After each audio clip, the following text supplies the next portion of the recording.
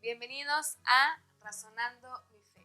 Yo soy Liz Franco y hoy continuaremos platicando acerca de los evangelistas. Como cada uno tiene su forma de ver la vida, según su realidad, según a quienes le comunican, y eso nos lo van a transmitir en su escrito. Ya hablábamos acerca de Mateo, un cristiano que viene del judaísmo, pero de habla griega. Marcos, apóstol de Pedro, que su destinatario principal, a pesar de él ser judío, son romanos, es cultura griega, que va a escribir como un griego más popularacho. Y hoy toca a Lucas, el tercer evangelista. Vamos a platicar de quién es, cuál era su principal teología, qué lo distingue de los demás evangelistas. Para empezar, ¿quién fue Lucas? Lucas era un sirio, era de Antioquía. Recordemos que en Antioquía era una de las principales comunidades de cristianos. De profesión era médico. En algún punto de mi vida, yo llegué a escuchar que era médico de la Virgen María. Ahorita, hilando fechas, muy poco probable.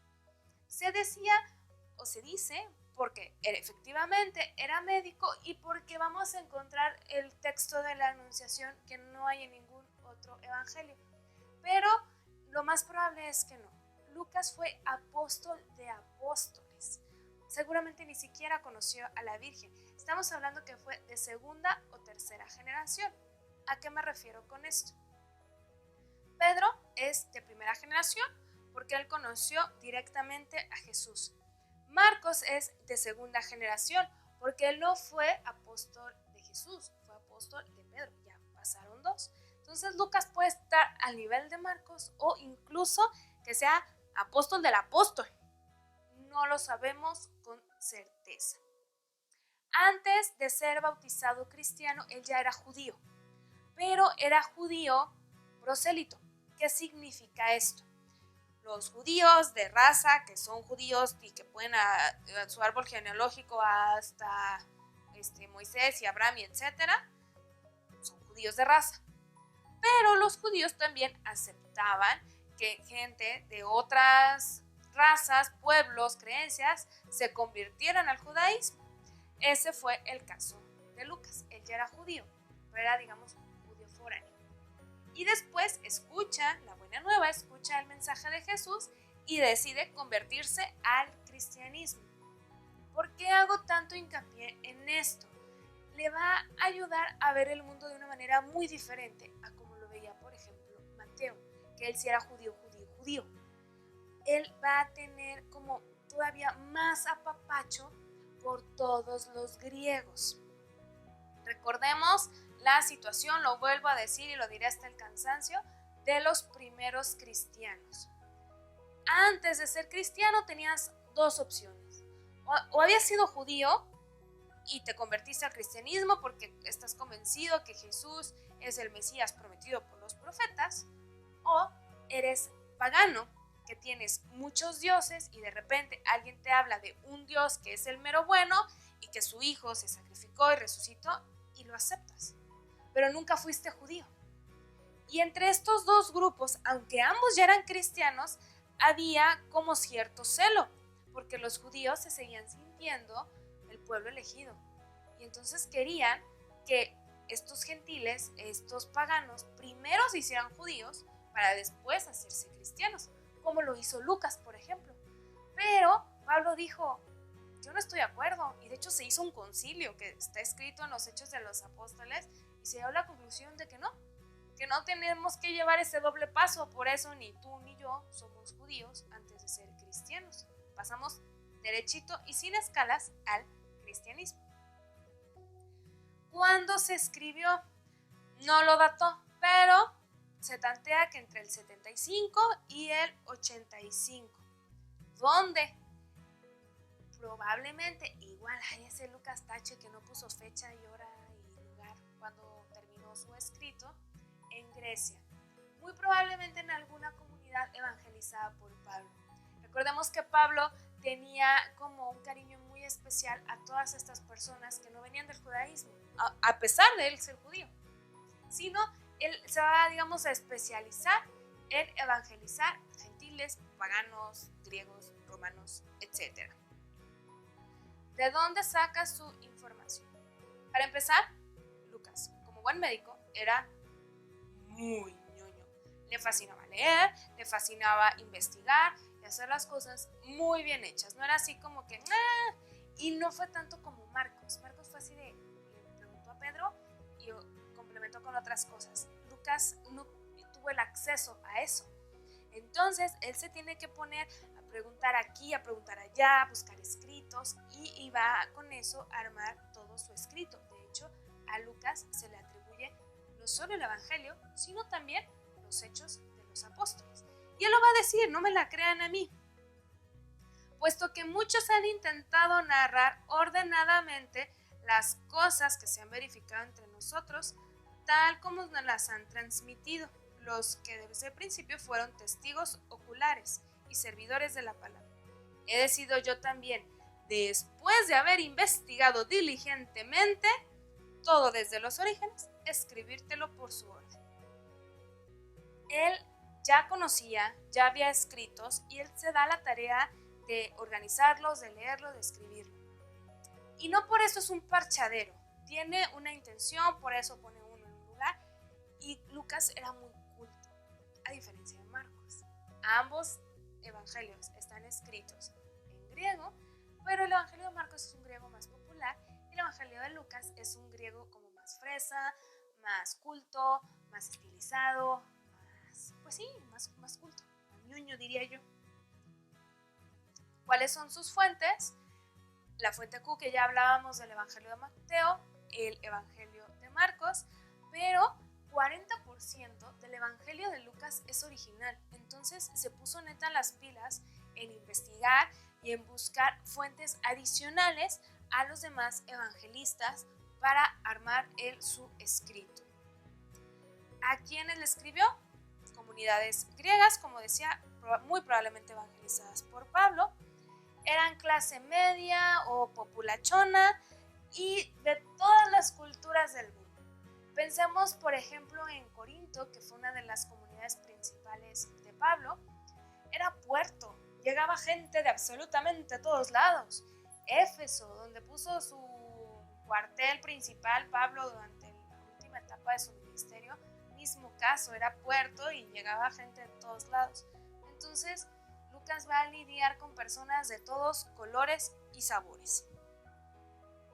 Y es por eso, como su público es tan variado y proveniente del paganismo, va a tener muchísimo hincapié en apapacharlos. Como que Mateo de repente se acuerda y dice, sí, no, ustedes también vénganse para acá. Marcos va a ser, nos están persiguiendo, hay que echarle ganitas. Y Lucas es, no le hagas caso a los judíos. Jesús vino por ti y a ti te quiere por tu nombre. No nada más porque te le atravesaste, porque le quedaste de moda. Va a tener ese apapacho muy especial en la estructura narrativa de Lucas. Ahora sí, hablemos un poquito de su teología. En primer lugar, el misterio de la Pascua va a iluminar todo el Evangelio. Recordemos que lo primero que se escribió de los 4 Evangelios fueron el relato de la pasión y la resurrección. De hecho, es donde encontramos menos diferencias entre los 4. Poco a poco se van escribiendo los dichos, los hechos y hasta el final los Evangelios de la infancia.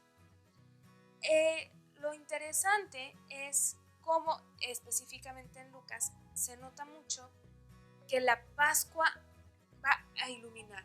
Todo va a tener sentido a la luz de la resurrección. Aunque cronológicamente, digamos, no hemos llegado a esa parte de la historia, pero ya sabemos que pasó por lo que pasó gracias a la resurrección.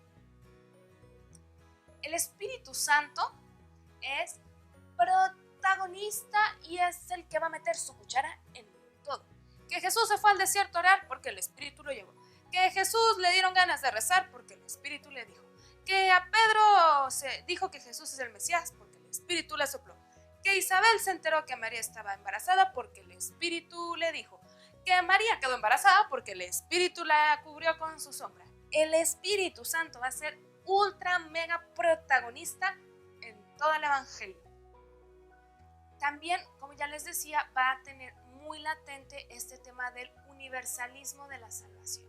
Jesús vino para todos, gordos, flacos, ricos, pobres, judíos, gentiles, para todos, no importa nacionalidad, color de piel, estatus social, no importa, la salvación es para todos. También en Lucas vemos la importancia de la oración. Vemos a un Jesús sumamente orante. Pasa toda la noche orando antes de escoger a sus discípulos. Constantemente habla de que se sube al monte a orar. Está en la cruz y está rezando, Padre, perdónalos. Todo el tiempo. La palabra orar, el verbo orar, lo vamos a encontrar 19 veces a lo largo de todo el Evangelio. También es un Evangelio de muchísimas alabanzas, de alegría, de acción de gracias. Por ejemplo, el Magnificat de la Virgen María. Proclama mi alma la grandeza del Señor. Zacarías, después de que nace San Juan Bautista. El mismo saludo del ángel a María. Alégrate, María. Es un evangelio como en ese sentido lleno de alegría, de paz, de pachanga. Y al mismo tiempo de muchísima misericordia. Es el único evangelio donde encontramos la parábola del hijo pródigo, que si bien inicia con lo de la oveja perdida que se menciona en otros evangelios, aquí en Lucas le mete más punch, le agrega la del dracma y concluye con el parábolon del hijo pródigo, la misericordia, el padre amoroso que está dispuesto a perdonar el peor pecado y la peor traición de su hijo. Tenemos, por ejemplo, también a Zaqueo, ese perdón, no me importa que hayas sido un publicano, que hayas exprimido a tantos, yo te perdono y necesito estar en tu casa y tengo que comer en tu casa. Este evangelio de amor y de perdón, de misericordia, es muy, muy, muy de Lucas. Y también es un evangelio de los pobres. Pongamos, por ejemplo, el nacimiento de Jesús. El nacimiento de Jesús se nos va a narrar en dos evangelios, en Lucas y en Mateo. En Mateo, Jesús se manifiesta a los magos, que llegan y lo visitan y nos va a hablar del universalismo de la salvación. En Lucas, los primeros testigos son los pastores. Ahorita ya lo vemos un poquito romantizado, pero si nos vamos a esa época, los pastores eran el último eslabón de la cadena alimenticia. Nadie confiaba en ellos. Como las ovejas no eran de ellos, pues si llegaba algún peligro ahí las dejaban y se iban. O se robaban la lana, pues de una nadie la va a extrañar, me la llevo. Eran mentirosos, eran ladrones. Si un pastor daba testimonio en una asamblea, en un juzgado, no sé, no valía su testimonio. Y es a quien primero se le manifiesta Jesús bebé, a los apóstoles, los primeros testigos. María y José los pone como pobres. Dice el Magnificat: alaba mi alma la grandeza del Señor y mi espíritu se alegra en Dios mi Salvador, porque ha puesto los ojos en la pequeñez de su esclava. Más adelante dice: derriba a los poderosos de sus tronos y enaltece a los humildes. Esto va a ser muy, muy, muy común a lo largo de todo el Evangelio de Lucas. De hecho, se les va a llamar los pobres de Yahvé. La importancia de todos esos por los que nadie da 2 pesos. Los apóstoles va a enfatizar, lo dejaron todo y lo siguieron. La importancia de, para seguir a Jesús, la pobreza, el desprendimiento de todo lo material. Entonces podemos ver cómo en Lucas encontramos a un Jesús muy apapachador, muy al pendiente de las periferias, de los que nadie quieren, de los que a todos les hacen fuchi. Jesús les dice: vénganse para acá, yo sí te quiero, yo te perdono, no me importa tu pecado. Este va a ser el Jesús que nos va a presentar Lucas. Bueno, pues hasta aquí la vamos a dejar por hoy. Pero no te preocupes, vamos a seguir meditando en diferentes pasajes que nos regala este evangelista. Pero por hoy ahí la vamos a dejar. Yo soy Liz Luis Franco. Estuviste en Razonando mi Fe y recuerda, razona, cree, ama y contempla.